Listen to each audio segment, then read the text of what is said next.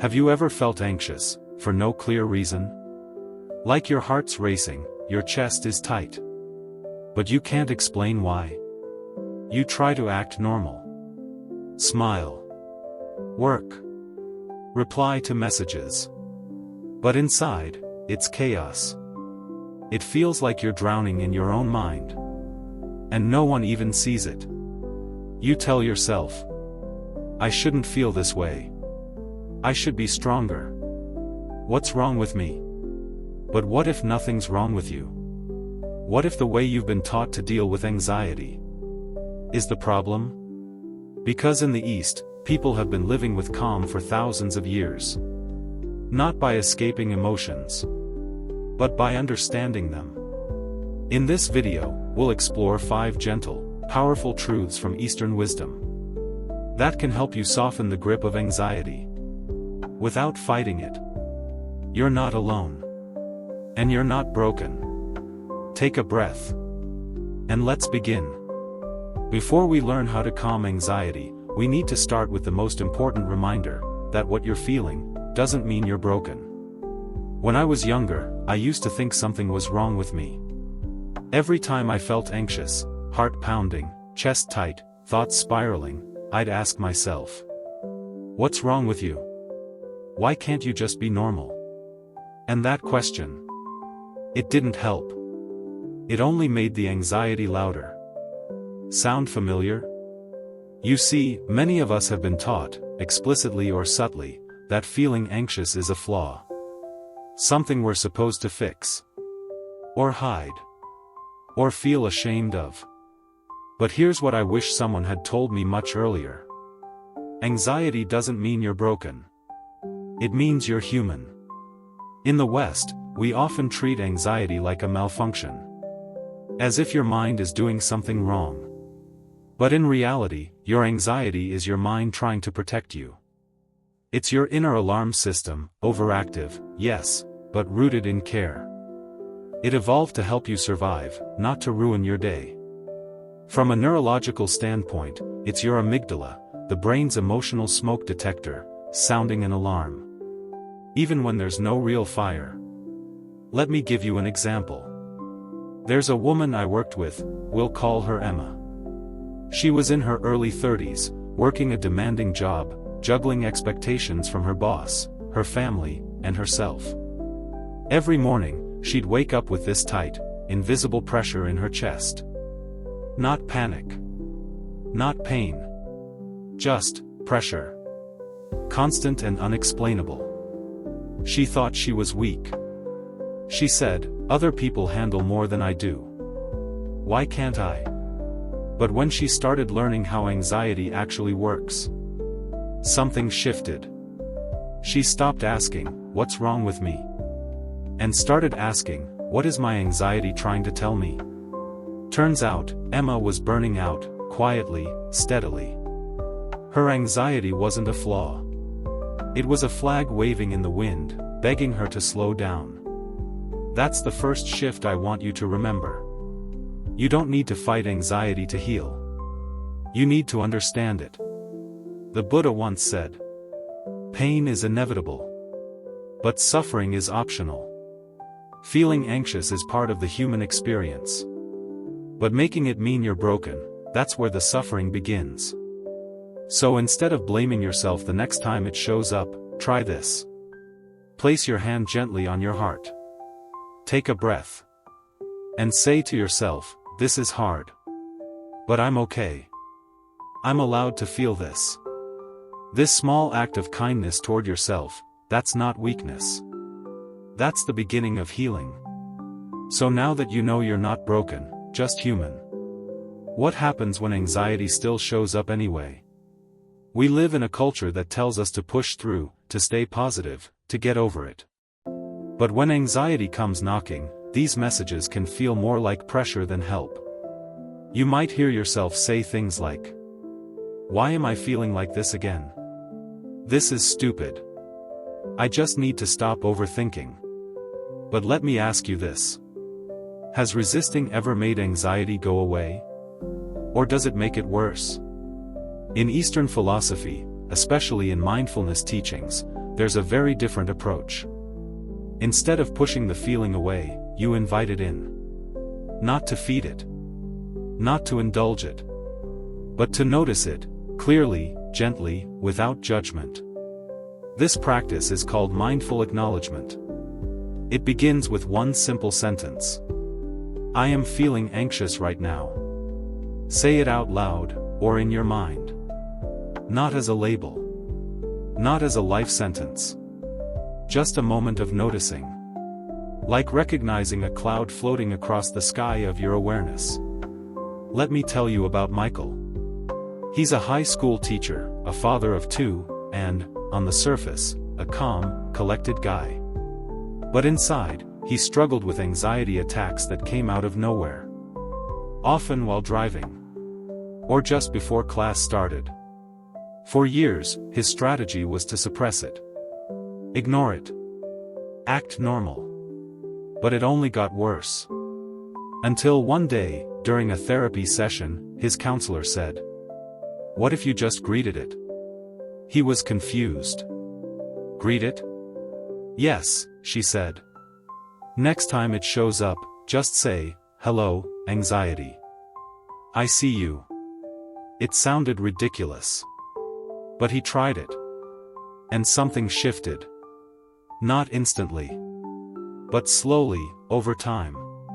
By not fighting it, the anxiety lost some of its grip. It's like standing in the ocean. If you stiffen and resist the wave, it knocks you down. But if you bend with it, you ride it. That's the quiet power of acknowledgement. It creates space between you and what you feel. And that space is where healing begins. The Buddha taught, whatever is felt is within suffering. But by knowing it clearly, one is freed. It's not about liking the feeling. It's not about fixing it. It's simply about seeing it clearly, without running or reacting. So next time you feel that familiar buzz in your chest, try this. Pause. Breathe. And say, I'm noticing anxiety right now. And that's okay. This is how we begin to unlearn the habit of fear. This is how we soften, rather than tighten, when things feel hard. Noticing is the first step. But where do you go after that? You come back. To the one place anxiety can't survive. The present moment. Next, we'll explore how your breath and body, simple, overlooked tools, can become powerful anchors in the storm. Anxiety lives in the future. In the what-ifs. In the imagined disasters, the spirals of what could go wrong. But your body doesn't live in the future. Your breath doesn't live in the future. They only exist here. Now. That's why one of the simplest, and most powerful, ways to shift out of anxiety is to come back to your breath. Not to control it. Not to force it. Just to feel it. Because every breath is an invitation home. Let me tell you about Lena. She's a freelance writer. Her days are filled with deadlines, back-to-back emails, and this constant pressure to keep up. At one point, she started waking up at 3 a.m. every night, heart racing, mind spinning. She tried everything. Melatonin. Podcasts. Even wine. Nothing worked. Until a friend gently asked, "Have you tried just breathing?" It sounded too simple. Too small.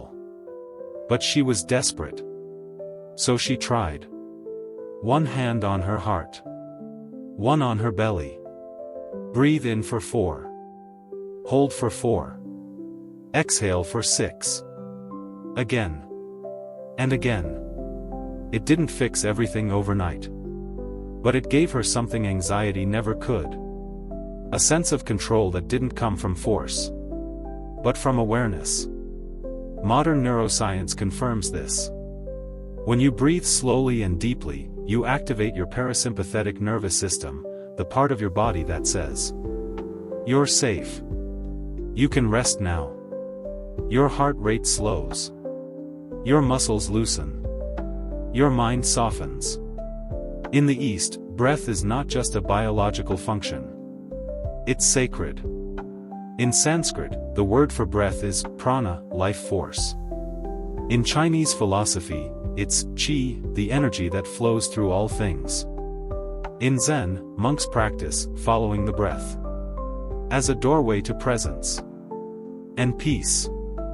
Here's a practice you can try right now as you're listening. Gently close your eyes. Breathe in through your nose for a count of 4. 1, 2, 3, 4. Hold for 4. 1, 2, 3, 4. Exhale slowly for 6. 6, 5, 4, 3, 2, 1. Feel the breath move through you. Let it anchor you, like a tree rooting back into the earth. Of course, your thoughts will interrupt. That's okay. That's what thoughts do. But each time, you get to return. Not to silence. Not to perfection. But to presence. When everything else feels out of control. The news, your inbox, the things you can't predict or fix. Your breath is always here. It's always yours. And sometimes, one good breath is all it takes to shift the storm. Now that we've learned how to ground ourselves in the body, there's one more step that can change everything. It's about the stories we tell ourselves. And how to stop believing every single one. A deeper layer, we'll explore how to separate yourself from your anxious thoughts, so they no longer define you. You're lying in bed. Everything is quiet, except your mind. It's saying things like, what if I mess up tomorrow? I'll never figure this out. Something bad is going to happen, I can feel it. And suddenly, that one little thought becomes your entire world. This is the trap of anxiety. Not just feeling fear, but becoming it. But here's the truth I wish we were taught in school. You are not your thoughts. You are the one who notices them. In Buddhist philosophy, thoughts are like clouds. They drift through the sky of your awareness, sometimes dark and heavy, sometimes light and passing. But the sky itself? It doesn't change. You are the sky. Your thoughts are just the weather. Let me tell you about James. He's a startup founder, driven, focused, always on. But under the surface, he struggled with constant mental noise. Self-doubt, worst-case scenarios, never-ending lists. One day in therapy, his counselor handed him a sticky note and said, "Write down one anxious thought you had this morning." He wrote, "I'm going to fail this pitch." Then she said, "Now read it out loud, but add this phrase in front. I'm having the thought that." So he did. I'm having the thought that I'm going to fail this pitch. And something shifted. He wasn't inside the fear anymore. He was watching it. That's the power of cognitive diffusion, a technique from acceptance and commitment therapy, ACT. It teaches you to step back from your thoughts. Not to fight them. Not to erase them. But to create space. You can try this too. The next time anxiety whispers something scary, pause. And say, "I'm noticing a fearful thought. That's my anxiety speaking. This is a thought, not a fact." Even writing it down helps. You might start to see a pattern. Maybe your mind always jumps to the worst-case scenario. Maybe it speaks in absolutes, always, never, what if. But the more you notice it, the less you become it. In the East, this is also taught through the practice of mindful observation. In Zen, they call it sitting with the mind, not changing it, not correcting it. Just watching it like you'd watch a river flow by. And in that watching comes freedom. Here's the lesson. Your thoughts are loud, but they're not always true. Your anxiety may speak in fear, but you don't have to echo it. You are more than the voice in your head. You are the awareness behind it. The one who can choose how to respond. So far, we've learned to notice anxiety, to breathe through it, and now, to unhook from the stories it tells us. But what do you do when the feeling still lingers? When it stays in your chest, your stomach, your shoulders? The last, we'll talk about what it means to move through anxiety. Gently, slowly, and with self-compassion. Turning anxiety into a moment of care. Sometimes, anxiety lingers. Even after you've acknowledged it. Even after you've breathed with it. Even after you've watched your thoughts drift by like clouds. It still sits there. In your chest. In your stomach. In your bones. And that's okay. You see, anxiety isn't just a thought. It's a state. And sometimes, the fastest way to shift that state isn't through thinking differently, but through moving differently. Let me tell you about Claire. She's a college student, living far from home. She often gets stuck in what she calls her thought spiral, especially at night. She'd lie in bed, overthinking conversations, decisions, her entire future. One night, instead of fighting the spiral, she got up. She didn't scroll her phone. She didn't distract herself. She made tea. Slowly. She turned on a soft light. She opened the window and felt the air. And as she sipped, she whispered, "I'm still here. I'm safe. This will pass." That moment didn't erase her anxiety, but it changed her relationship to it. She met it with presence instead of panic. Movement doesn't have to be big to be healing. It can be stretching for 2 minutes. Watering a plant. Cleaning a drawer. Walking barefoot on grass.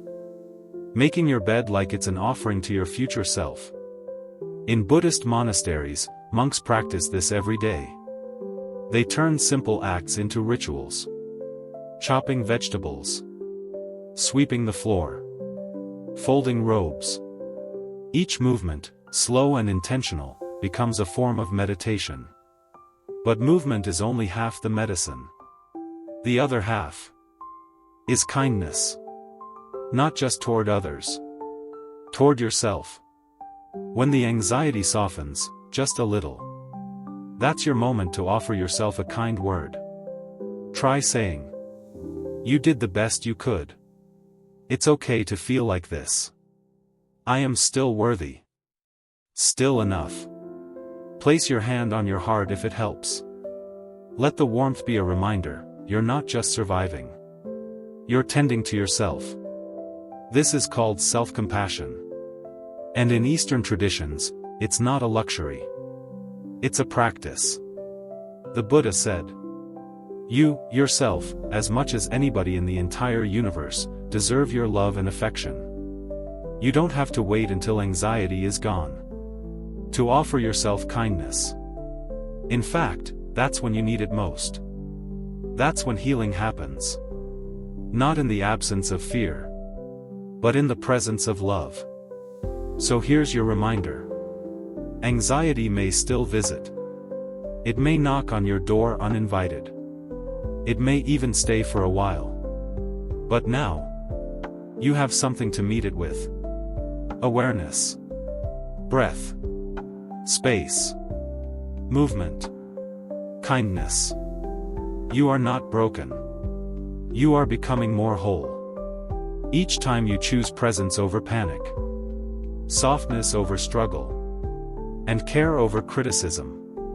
If this video helped you breathe a little deeper, feel a little less alone, or meet yourself with a little more gentleness, consider subscribing.